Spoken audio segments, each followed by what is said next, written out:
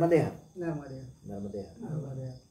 आज आपल्या मंदिरामध्ये म्हणजे श्री कुशावर्तेश्वर महादेव मंदिरामध्ये दोन बंधू आले। दोन्ही बंधू जे आहेत ते जुळे आहेत। सन 1954 मध्ये आपला जन्म आहे।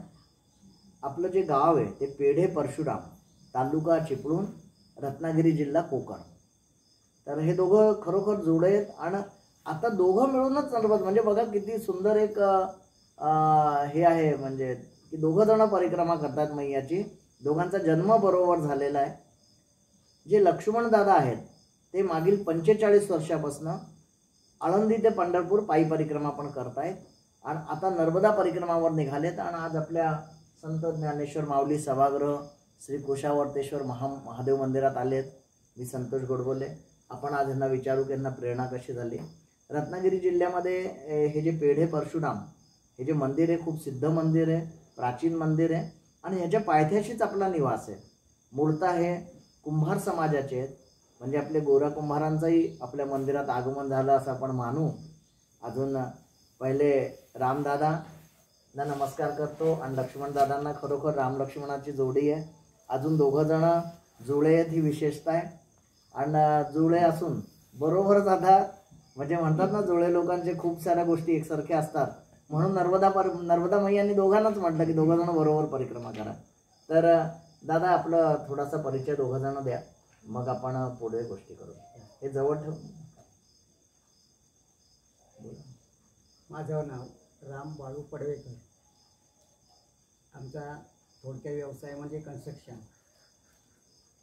व्यवसाय। अच्छा, कन्स्ट्रक्शन। हां, तर आम्हाला परिक्रमाचं असं भाग्य मिळालं की वारेकरी संप्रदायामधील एक आमचे वारेकरी माझे गुरुबंधू, ज्यांचे गुरुबंधू आहेत, तर त्याने परिक्रमा केली गेल्या वर्षी आणि करत असताना यांना एक फोन केला की मी नर्मदा परिक्रमा करतो आहे आणि तिथपासून ते आमच्या मनात आले की आम्हाला पण कुठेतरी परिक्रमा करायला कोणतरी मार्गदर्शन मिळालं तर खूप चांगलं होईल। तर असं करता करता एक आमचे मित्र परशुरामातले अभय सहस्त्रबुद्धे, तर ते एक वेळ म्हणाले की मी नर्मदा परिक्रमाला जातो आहे, तुम्ही येत आहे का? आम्ही म्हटलं ताबडतोब बोललो आम्ही निघतो आहे, तुम्ही केव्हा जाणार आम्हाला सांगा, आमची तयारी आहे। तर त्याने 1-2 आठवडे घालवले। नंतर आमच्या मनात आले की आपण जास्त वेळ काढायचा नाही, की याने ताबडतोब बोलले की आपण आता थांबायचं नाही, त्याच्या उद्या ताबडतोब दुसऱ्या दिवशी जाऊया, निर्णय घेतला। ताबडतोब दुसऱ्या दिवशी निर्णय म्हणजे आदल्या दिवशी तय केला आणि दुसऱ्या दिवशी निर्णय घेऊन निघालो आणि रात्रीच आमच्या मुलग्याने ऑनलाईनवर ताबडतोब आमची रेल्वेची बुकिंग केली। अच्छा। आणि मग आम्हाला ओंकारेश्वरपर्यंत ते सोडायला आले आणि 8 जानेवारीला आम्ही स्टार्ट केली ओंकारेश्वरपासून ते इथपर्यंत आम्ही कुशावर्तेश्वर महादेव मंदिरात आलो आहे। दादा तुमचं कार्य सांगा, तुम्ही कशी काय वारकरी संप्रदायाशी जोडलाय, तर किती वर्षापासून वारी करतात? थोडं जवळ आज मी 45 वर्ष वयाच्या 12 ते 13 वर्षापासून शुद्ध शाकाहारी झालो। अच्छा। नंतर लगेच स्वतःहून आळंदी जाऊन माऊलीच्या समाधीवर माळ ठेवली आणि मागे नंतर मला असे माझे गुरु भेटले आळंदीतच आणि त्यांनी मला उपदेश केला आणि तिथपासून त्यांच्याबरोबर पायी यात्रा करायला लागलो, आळंदी ते पंढरपूर पायी। आणि असंच आमच्या दिंडीतले माझे गुरु बंधू ते इथे परिक्रमाला निघाले आणि त्यांनी ताबडतोब मोबाईलवर पाठवला की मी आजपासून परिक्रमाला निघालो। नर्मदा परिक्रमाला ही माहीतच नव्हती। अच्छा, नर्मदा परिक्रमा ही माहिती नव्हती, पण मैयाने करून घेतली असं करून आणि ते तसे जोडीवाले आमचे यांचे मित्र असे भेटले। अच्छा, मला हे सांगा की तुम्ही वारी करता, आता वारीमध्ये आणि नर्मदा परिक्रमा या दोघांमध्ये तुम्हाला काय अंतर समजमध्ये आलं? खूप अनुभव नाही, अंतर काय वाटतं? अंतर इथे आणि तिथला खूप फरक आहे। काय फरक आहे? फरक म्हणजे आळंदीची पायी यात्रा ही पूर्ण रस्त्यानंच असते। अच्छा। आणि इकडे म्हणजे मैयाच्या किनारे चालणं, कधीतरी रस्ता, कधीतरी डोंगरात भाग अडचणीचा, असं सुद्धा आम्ही प्रवास केला आणि आजपर्यंत आलो.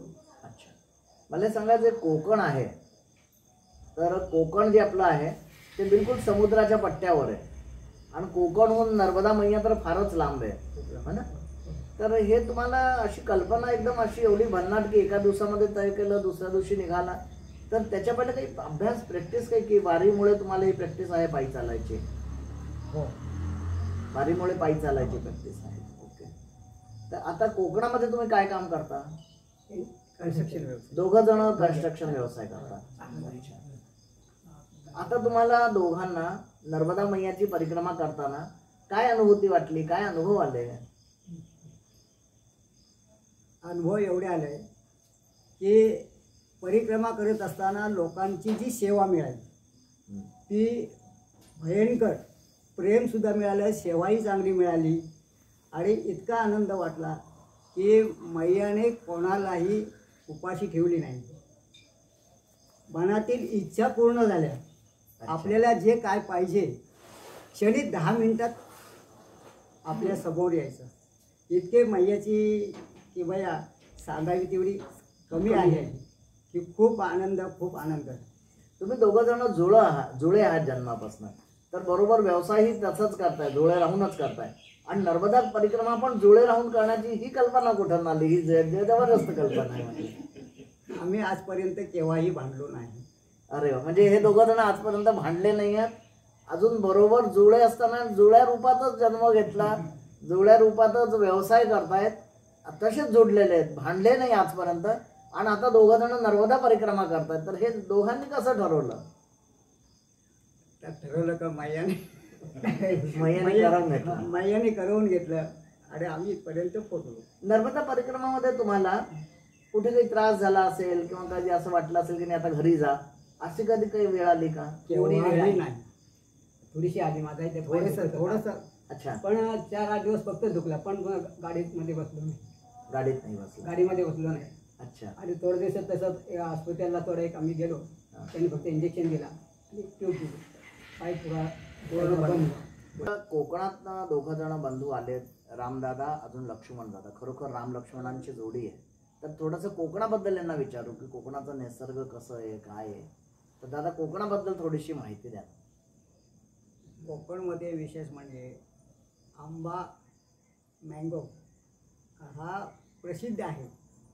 पुऱ्या जवळजवळ वर्ल्डमध्ये मँगो बाहेर जातो, म्हणजे एवढी त्याची प्रसिद्धी. काजू, आंबा आणि इथं फणस हा जो फ्रूट आहे ते कोकणमध्ये होतो. अच्छा. आणि कोकणमध्ये समुद्रकिनारा खूप मोठा आहे, ही खूप मजा. आणि निसर्ग तर भयानकच निसर्ग आहे. डोंगर, समुद्र, नद्या, हे सर्व हिरवं छानपैकी अगदी शालू नेसलाय असा निसर्ग बघायला मिळतो कोकणामध्ये. कोकणामध्ये तुमच्या गावामध्ये कोणची नदी आहे? वाशिष्ठी नदी. तर जशी आपण नर्मदा मैयाची परिक्रमा करतोय, तर त्या नदीच्या स्वच्छतेसाठी तुम्ही परिक्रमा झाल्यावर काम करणार आहे का? करणार आहे. तर जशी नर्मदा मैयाची आज तुम्ही हे स्तुती करताय, नर्मदा मैयाचं बघताय, आपली गाव नदी नर्मदा नदी, तर असं मानून काही काम करणार आहे का? नक्की करणार आहे. आम्ही येतेवेळी प्रथम गुप्तेश्वर मंदिरामध्ये दर्शन घ्यायला गेलो. तिथे एक परिक्रमा करणारी व्यक्ती समोर आली. त्याने म्हणे, तुमची काय सेवा करू? म्हटलं, सेवा काय भरपूर झालेली आहे. त्याने आमची थोडीशी सेवा केली. त्यानं सांगितलं की आम्हाला एक मार्ग सांगा की तिथे गेल्यानंतर कुठच्या आश्रमात जाऊ. तर त्याने या आपल्या कुशावर्तेश्वराचं नाव दिलं त्याने, आणि तुम्ही तिथे जावा, तिथे तुमची उत्तम सोय होईल असा व्यक्ती मिळाला. आणि तिथून आम्ही इथे शोधत आलो. पण इथे इतकं शांत आणि इतकं स्वच्छ की मन प्रसन्न झालं आमचं ह्या आश्रमात. खूप म्हणजे खूप खूप आनंद वाटला, खूप आनंद. आणि भोजनाचाही आस्वाद इतका छान झाला की आम्ही आमच्या घरी जेवलो अशा प्रकारे आम्हाला आस्वाद घेता आला.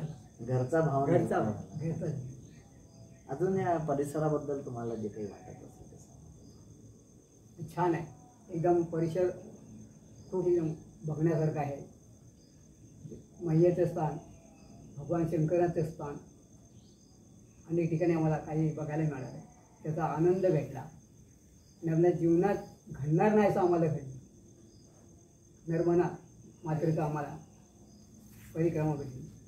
आम्ही जेव्हा इथे प्रवेश केलेला ते दादा पहिलेच मराठी बोलले, त्यांनी ओळखले. आणि त्यांनी ओळखले आपले मराठी म्हणते, तुम्ही मराठी बोला. म्हटलं आम्ही पण मराठी. इतका आनंद झाला की बोलायचं नाही. अरे पाहिल्याबरोबर व्यवस्था खूपच जेवण एवढं आवडला. त्यांना दादांना बोललो मी की भयंकर जी डाळ बनवली होती एकदम भयंकर समाधान खूप वाटलं. समाधान.